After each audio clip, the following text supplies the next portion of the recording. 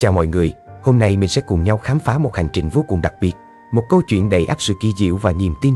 Đó chính là hành trình của thầy Minh Tuệ. Hành trình không chỉ đơn thuần là những bước chân đi bộ, mà còn là một cuộc hành trình tâm linh, một chuyến phiêu lưu đầy ý nghĩa, chạm đến trái tim của hàng triệu người. Myanmar. Ở đó do nhiều lực lượng người ta kiểm soát. Trên một cái cung đường đó có khoảng 20 lực lượng. Có lực lượng thân chính phủ và lực lượng phiến quân. Phiến quân thì có hai tổ chức, người ta liên minh lớn với nhau và hiện nay họ đã tuyên bố ngừng bắn rồi, chờ đàm phán với chính phủ. Và tôi hy vọng đến lúc thầy đến thì Myanmar đã lập lại hòa bình. Và không hiểu sao tôi có một cái cảm giác là như vậy. Và nếu đúng như thầy dự đoán và đúng như tôi dự đoán đó thì rất là tuyệt vời. Thầy cũng nói là khi mình đến thì sẽ hết chiến tranh. Khi đoàn mình đi đến đó thì sẽ hết chiến tranh. Và các bạn có tin vào điều này không? Các bạn chờ nhé. Dự kiến là tháng đầu, tháng 2, tháng 3, tháng 1, tháng 2 là ở Thái, tháng 3, tháng 4 là ở Myanmar. Dự kiến là đầu tháng 3. Nếu như đúng như vậy thì tháng 3 là các phe phái ở Myanmar người ta sẽ ngồi đàm phán với nhau. Mới đây, tiến sĩ Đoàn Văn Báu đã kể lại một câu chuyện đầy ấn tượng trong livestream. Câu chuyện đã làm tăng thêm sự tin tưởng tuyệt đối vào tính chính xác của những dự cảm và lời tiên tri linh thiêng. Thầy Minh Tuệ với đôi chân trần giản dị đang thực hiện một cuộc hành trình bộ hành đầy gian khổ. Điểm đến của thầy là Myanmar, một đất nước đang phải gánh chịu những đau thương của chiến tranh. Nhưng điều kỳ diệu ở chỗ, nhiều người tin rằng hành trình của thầy không chỉ là một chuyến đi, mà còn là một sứ mệnh, một lời cầu nguyện cho hòa bình. Trong tâm niệm của nhiều người, thầy Minh Tuệ không chỉ là một vị tu sĩ bình thường. Họ tin rằng thầy sở hữu một sức mạnh tâm linh đặc biệt, một khả năng có thể biến những ước nguyện thành sự thật. Tiến sĩ Đoàn Văn Báu, một người có những góc nhìn sâu sắc, đã chia sẻ những dự cảm về một tương lai tươi sáng cho Myanmar. Khi thầy đặt chân đến vùng đất ấy, ông tin rằng sự xuất hiện của thầy sẽ là dấu chấm hết cho những cuộc chiến tranh dai dẳng. Điều kỳ diệu nhất có lẽ là lời tiên tri của thầy Minh Tuệ. Thầy từng chia sẻ rằng khi đoàn bộ hành của thầy đến Myanmar, chiến tranh sẽ chấm dứt. Và thật lạ lùng thay, dường như có một sự sắp đặt vô hình nào đó. Các phe phái tại Myanmar đã đồng loạt tuyên bố ngừng bắn, bày tỏ mong muốn được ngồi vào bàn đàm phán với chính phủ. Thời điểm diễn ra cuộc đàm phán này lại trùng khớp một cách kỳ lạ với thời gian mà thầy dự kiến sẽ đến Myanmar. Một sự trùng hợp ngẫu nhiên hay là một phép màu? Câu hỏi này vẫn còn bỏ ngỏ, nhưng chắc chắn nó đã thắp lên một ngọn lửa hy vọng trong trái tim của rất nhiều người. Hành trình của thầy Minh Tuệ không chỉ dừng lại ở những giá trị tâm linh, nó còn tạo ra những tác động mạnh mẽ đến kinh tế địa phương, đặc biệt là trong lĩnh vực du lịch. Hãy cùng nhìn lại những gì đã diễn ra tại Lào. Tại Paxe, một địa điểm không quá nổi tiếng trước đây, sự xuất hiện của thầy Minh Tuệ đã biến nơi đây thành một điểm nóng du lịch. Khách du lịch từ khắp nơi đổ về, tạo nên một không khí náo nhiệt và sôi động. Các khách sạn, nhà hàng đều hoạt động hết công suất, mang lại nguồn thu đáng kể cho người dân địa phương. Điều này cho thấy sức ảnh hưởng của thầy không chỉ gói gọn trong phạm vi tôn giáo, mà còn lan tỏa đến nhiều khía cạnh khác của cuộc sống. Và bây giờ, mọi ánh mắt đang hướng về Thái Lan. Đây là một đất nước có nền văn hóa Phật giáo lâu đời và ngành du lịch phát triển mạnh mẽ. Sự kết hợp giữa sức hút tâm linh của thầy Minh Tuệ và tiềm năng du lịch của Thái Lan được kỳ vọng sẽ tạo nên một cơn sốt du lịch chưa từng có. Các tình nguyện viên tại Thái Lan đang háo hức chờ đón sự kiện này. Họ không chỉ sẵn sàng hỗ trợ thầy, mà còn mong muốn được góp sức vào việc lan tỏa những giá trị tốt đẹp mà thầy mang đến. Nhắc đến hành trình của thầy Minh Tuệ, chúng ta không thể không nói đến những tình nguyện viên, những con người với tấm lòng cao cả và tinh thần cống hiến đáng ngưỡng mộ. Nhiều người trong số họ đã sẵn sàng hy sinh thời gian nghỉ Tết, một dịp lễ quan trọng nhất của người dân Á Đông, để đồng hành cùng thầy. Họ đến từ nhiều vùng miền khác nhau, nhưng tất cả đều có chung một tấm lòng thành kính và mong muốn được góp phần vào hành trình ý nghĩa này. Tinh thần cống hiến của họ chính là minh chứng rõ ràng nhất cho sức lan tỏa mạnh mẽ của những giá trị nhân văn mà thầy Minh Tuệ đang truyền tải. Sự hiện diện của thầy Minh Tuệ cũng đã thu hút sự quan tâm đặc biệt từ các Phật tử và những người yêu mến đạo Phật. Nhiều người cảm thấy được truyền cảm hứng để sống thiện lành hơn, gần gũi hơn với những giáo lý cao đẹp của Phật giáo. Hành trình của thầy không chỉ mang đến những giá trị tâm linh sâu sắc, mà còn tạo ra những thay đổi tích cực trong cộng đồng. Những người vốn thờ ơ với cuộc sống trở nên quan tâm đến mọi người hơn, xã hội dường như cũng trở nên bao dung hơn. Hành trình của thầy Minh Tuệ là một câu chuyện đầy ắp sự kỳ diệu, niềm tin và lòng nhân ái. Nó đang truyền cảm hứng và gieo những hạt giống hy vọng vào cuộc sống của rất nhiều người, đặc biệt tại Myanmar. nơi mà chiến tranh đã gây ra quá nhiều đau thương mất mát. Sự xuất hiện của thầy như một ánh sáng cuối đường hầm, mang đến một niềm tin vào một tương lai hòa bình và tươi sáng hơn. Những phép màu mà thầy mang đến đang dần trở thành hiện thực, tạo ra những điều kỳ diệu ngoài sức tưởng tượng. Có lẽ, thời gian sẽ là câu trả lời chính xác nhất cho câu hỏi liệu thầy Minh Tuệ có thực sự sở hữu một sức mạnh siêu nhiên hay không. Nhưng có một điều chắc chắn rằng, những giá trị tốt đẹp mà không thể phủ nhận. Hành trình của thầy Minh Tuệ không chỉ là một hành trình cá nhân, mà còn là một hành trình của tất cả chúng ta. Nó nhắc nhở chúng ta về sức mạnh của niềm tin, lòng nhân ái và sự tử tế. Nó khuyến khích chúng ta hãy sống một cuộc đời ý nghĩa hơn, không chỉ cho riêng mình mà còn cho cả cộng đồng và xã hội. Mình tin rằng mỗi người chúng ta đều có thể học hỏi được rất nhiều điều từ hành trình của thầy Minh Tuệ. Hãy cùng nhau lan tỏa những giá trị tốt đẹp này, để thế giới của chúng ta trở nên tươi đẹp và hạnh phúc hơn nhé. Lê Khả Giáp, người mà chúng ta vẫn thường thấy đồng hành cùng thầy Minh Tuệ trên những nẻo đường bộ hành, đang đứng trước một sự kiện trọng đại của cuộc đời. Anh sẽ tạm thời trở về Việt Nam trong 10 ngày, một chuyến về thăm quê hương đầy ắp những cung bậc cảm xúc. Chuyến đi này không chỉ để thăm gia đình, mà còn để đón chào một thành viên mới, đứa con đầu lòng của anh. Đây không chỉ là một cột mốc quan trọng trong cuộc đời của Giáp, đánh dấu vai trò mới, vai trò của một người cha, mà còn là một sự kiện ý nghĩa, một niềm hạnh phúc không gì sánh bằng. Hành trình trở về này không chỉ là niềm vui của riêng Giáp, mà còn là niềm vui của tất cả những người yêu mến anh, những người đã chứng kiến sự tận tâm và lòng nhiệt thành của anh trong việc hỗ trợ thầy Minh Tuệ.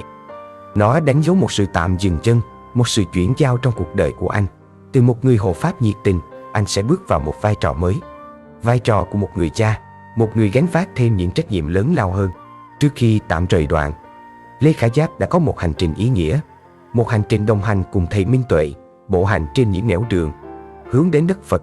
Trong suốt thời gian đó, anh không chỉ là một người hỗ trợ, mà còn là một người bạn đồng hành đáng tin cậy, luôn hết lòng vì công việc chung.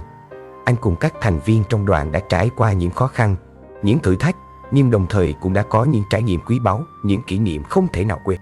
Hành trình bộ hành cùng thầy Minh Tuệ không chỉ là những ngày đi bộ đơn thuần, mà còn là những khoảnh khắc ý nghĩa, những trải nghiệm tâm linh sâu sắc.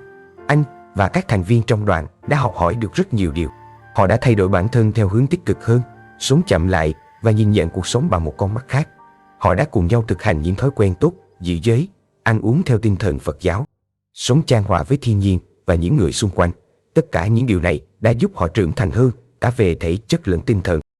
Trong suốt hành trình của mình, Giáp luôn nhận được sự ủng hộ, sự động viên từ người vợ yêu quý. Dù đang mang thai, cô không những không ngăn cản, mà còn khuyến khích Giáp tiếp tục hành trình, hỗ trợ thầy Minh Tuệ. Sự hy sinh, nghị lực và lòng bao dung của cô chính là nguồn động viên lớn lao, giúp Giáp vượt qua những khó khăn và thử thách. Cô không chỉ là một người vợ, mà còn là một người bạn đồng hành, một người luôn thấu hiểu và sẻ chia với anh. Tình yêu thương và sự tin tưởng mà cô dành cho anh chính là nguồn sức mạnh lớn nhất giúp anh hoàn thành tốt vai trò của mình. Vừa là một người hộ pháp nhiệt tình, vừa là một người chồng yêu vợ, Giáp cũng đã chuẩn bị sẵn sàng cho mọi tình huống có thể xảy ra trong thời gian vợ sinh. Anh hiểu rằng khoảnh khắc con chào đời là một khoảnh khắc vô cùng thiêng liêng, và anh không muốn bỏ lỡ nó. Chính vì thế, nếu có bất kỳ dấu hiệu sinh nào, anh sẽ lập tức trở về Việt Nam để ở bên cạnh gia đình, cùng vợ vượt cạn và chào đón thiên thần nhỏ. Dự kiến, Giáp sẽ dành 10 ngày ở Việt Nam để hoàn thành vai trò của một người chồng, người cha. Anh muốn được ở bên vợ, chăm sóc cho cô và con trong những ngày đầu tiên của cuộc đời. Anh mong muốn được tận hưởng những khoảnh khắc hạnh phúc, những kỷ niệm đáng nhớ cùng gia đình. Và anh cũng đã hứa với thầy Minh Tuệ và mọi người rằng sau 10 ngày, anh sẽ quay trở lại để tiếp tục đồng hành cùng đoàn trên hành trình hướng đến đất Phật. Trong suốt hành trình bộ hành, Lê Khả Giáp không chỉ là một người hộ pháp tận tâm, mà còn là một người bạn, một người anh em, luôn sẵn sàng hỗ trợ các thành viên trong đoàn. Anh luôn hết lòng với công việc, không nề hà khó khăn, gian khổ. Anh luôn là người đi đầu trong mọi hoạt động, luôn tạo động lực cho mọi người cùng nhau cố gắng. Anh cùng các thành viên trong đoàn đã trải qua những cung bậc cảm xúc khác nhau, từ niềm vui, sự hạnh phúc đến những khó khăn, thử thách. Tuy nhiên, họ luôn giữ vững tinh thần đoàn kết, cùng nhau vượt qua mọi khó khăn, gian khổ. Tất cả những điều này đã tạo nên một tập thể đoàn kết, vững mạnh, một tập thể luôn hướng đến những giá trị tốt đẹp. Hành trình tạm chia tay của Lê Khả Giáp là một sự kiện đặc biệt, một sự kiện vừa có niềm vui, vừa có sự xúc động. Mọi người đều hiểu rằng đây chỉ là một sự tạm dừng chân, một sự chia tay ngắn ngủi. Anh sẽ trở lại, tiếp tục hành trình cùng thầy Minh Tuệ và các thành viên trong đoàn. tiếp tục sứ mệnh mà anh đã chọn. Sự trở về của Giáp không chỉ là sự trở về của một người con, một người chồng, mà còn là sự trở về của một người cha, một người mang theo niềm hạnh phúc vô bờ bến. Anh sẽ trở lại với một trái tim tràn đầy tình yêu thương, một tâm hồn rộng mở và một nghị lực phi thường. Hành trình của Lê Khả Giáp là một câu chuyện đẹp, một câu chuyện về sự tận tâm, về tình yêu thương, về niềm tin và sự hy sinh. Nó nhắc nhở chúng ta rằng cuộc sống luôn đầy ắp những điều kỳ diệu, và mỗi chúng ta đều có thể tạo ra những điều tốt đẹp nếu chúng ta có đủ tình yêu và nghị lực. Sự tạm dừng chân của Lê Khả Giáp không phải là một sự kết thúc, mà là một sự khởi đầu mới, một bước ngoặt quan trọng trong cuộc đời của anh. Chúng ta hãy cùng nhau chúc phúc cho anh. Chúc cho anh và gia đình luôn được bình an, hạnh phúc, và chúng ta hãy cùng nhau chờ đợi ngày anh trở lại, tiếp tục đồng hành cùng thầy Minh Tuệ trên hành trình hướng đến đất Phật. Mình tin rằng câu chuyện của Lê Khả Giáp sẽ truyền cảm hứng cho rất nhiều người, giúp mọi người tin vào những giá trị tốt đẹp của cuộc sống. Xin chào tất cả các bạn. Thì mấy hôm nay là mình cũng như là anh Báu là có thường xuyên livestream trên fanpage cũng như là trên YouTube. Thì mình làm video này cũng để nhắc nhở mọi người thêm một phần là có hôm đầu tiên mình live thì mình không để ý, mà kiểu như mình vẫn bật tính năng bật sao ấy. Nhưng mà bây giờ mình đã chú ý hơn là mình mỗi lần live mình đều tắt những cái tính năng mà donate hay kiếm tiền, kể cả việc mà donate trên YouTube mình cũng tắt luôn rồi. Và bây giờ là sắp tới là mình cũng biết cách tắt mà là khi mà livestream trên fanpage ấy. Thì đấy, thì mình làm video này thì cũng để cảnh báo mọi người là những ai mà xem livestream của mình hay là anh Báu cũng vậy, là sẽ không có cái tính năng donate đâu nha các bạn nhé. Thì sẽ có trường hợp là những cái người khác người ta sẽ lấy những cái video đấy người ta phát lại trên cái nền tảng của nick giả mạo để người ta nhận cái tiền donate. Thì đấy, qua video này thì mình cũng nhắc lại, cảnh báo lại quý anh chị cô chú Phật tử là mình và anh Báu sẽ không nhận bất kỳ một khoản tiền nào, bất kỳ một cái dạng hình thức nào các bạn nhé. Ok, thì hy vọng là anh em chú ý. Và hôm nay là mình cùng các thầy và anh em trong đoàn là nghỉ ngơi ngay cạnh biên giới Lào các bạn nhé. Hôm nay mọi thứ vẫn rất là tốt đẹp. Chúc tất cả mọi người một ngày mới bình an và tốt đẹp nha. Qua video này, anh Giáp cũng muốn gửi một lời cảnh báo đến tất cả những ai đang theo dõi hành trình của thầy Minh Tuệ và đoàn tu tập. Anh mong muốn mọi người hiểu rõ rằng anh và anh Báu sẽ không nhận bất kỳ một khoản tiền ủng hộ nào. Anh muốn những giá trị mà anh và mọi người đang theo đuổi không bị vấy bẩn bởi những mục đích cá nhân, những toan tính vụ lợi. Đó là sự chân thành, là sự cống hiến vô tư, không mong cầu danh lợi. Điều này cũng cho thấy một sự cẩn trọng, một tinh thần trách nhiệm của anh. Anh không muốn bất kỳ ai lợi dụng hình ảnh của mình, của thầy Minh Tuệ để trục lợi. Anh luôn muốn những điều tốt đẹp nhất, sự minh bạch nhất đến với mọi người. Đó là một tấm lòng cao đẹp, một sự cống hiến đáng trân trọng. Tôi cảm nhận được sự chân thành, sự khiêm tốn và sự tận tâm của anh trong từng lời nói, từng hành động. Anh không chỉ là một hộ pháp nhiệt tình mà còn là một người sống có trách nhiệm, luôn nghĩ cho người khác. Anh không chỉ là một người con, người chồng mà còn là một người cha luôn muốn làm những điều tốt nhất cho con mình, cho gia đình mình. Tôi tin rằng anh Giáp sẽ là một người cha tuyệt vời, một người chồng mẫu mực. Anh sẽ là người thầy đầu tiên, người truyền cho con mình những giá trị đạo đức cao đẹp, những bài học quý giá về cuộc sống. Anh sẽ luôn là chỗ dựa vững chắc, luôn yêu thương và che chở cho gia đình nhỏ của mình. Và tôi cũng muốn gửi một lời khuyên đến tất cả mọi người. Hãy sống chậm lại, hãy suy nghĩ thật kỹ trước khi hành động. Hãy sống một cuộc đời ý nghĩa, không chỉ cho bản thân mình mà còn cho cả cộng đồng. Hãy luôn giữ một trái tim thiện lương, một tấm lòng bao dung và một tinh thần cống hiến. Và hãy luôn nhớ rằng trong cuộc sống này có rất nhiều điều tốt đẹp. Hãy tin tưởng vào điều đó và lan tỏa nó đến mọi người. Cuối cùng, tôi xin chúc cho anh Lê Khả Giáp và gia đình luôn được bình an, hạnh phúc. Chúc cho hành trình của anh luôn được thuận lợi. Và chúc cho tất cả chúng ta luôn được an lạc và may mắn. Đăng ký kênh để nhận tin mới sớm nhất nhé.